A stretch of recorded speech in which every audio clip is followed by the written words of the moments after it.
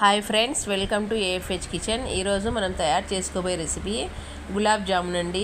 గులాబ్ జామున్ తయారు చేసుకోవడానికి గులాబ్ జామున్ పిండి, చక్కెర, అర్ధ కిలో చక్కెర అండి. ఒక కప్పుకి ఒక కప్పు వాటర్ వేసుకోవాలి. చూడండి, నేను దేంతో అయితే చక్కెర తీసుకున్నానో దాంతోనే నేను వాటర్ని కూడా తీసుకున్నాను.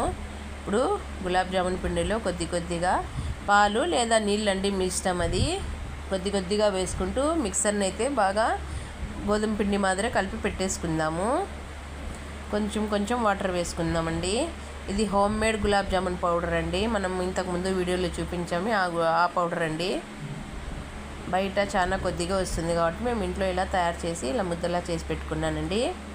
ఇప్పుడు దీన్ని చిన్న ఉంటలుగా చేసేసుకుందాము. ఒక హాఫ్ అన్ అవర్ దీన్ని రెస్ట్ చేసేస్తాం.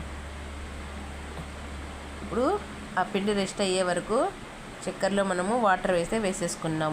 బాగా గుర్తుపెట్టుకోండి, ఒక చక్కెరగా ఒక కప్పుకు ఒక కప్పు వాటర్ వేసేసి మనం పాకం అనేది తయారు చేసి పెట్టేసుకుందామండి. ఇప్పుడు గులాబ్ జామున్ చిన్న ఉంటలు చేసేసుకొని ఇలా లో ఫ్లేమ్లోనే మనము గులాబ్ జామున్ని చేసుకోవాలండి. ఆయిల్ ఎక్కువ వేడి అవ్వకూడదు, అప్పుడే ఇలా పెద్దగా పొంగుతాయండి. మనకి హై ఫ్లేమ్లో పెట్టేస్తే లోపల పచ్చిగా ఉంటుంది. అలా కాకుండా లో ఫ్లేమ్ పెట్టేసుకుంటే సరిపోతుందండి.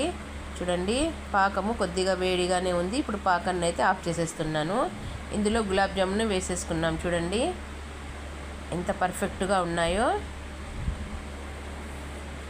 ఇప్పుడు ఇందులోకి మనము యాలకుల పొడి కూడా వేసి మిక్స్ చేసేసుకుందామండి.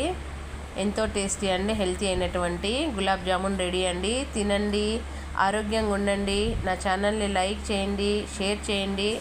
మరిన్ని వీడియోస్ కోసం ఛానల్ని సబ్స్క్రైబ్ కూడా చేసుకోండి.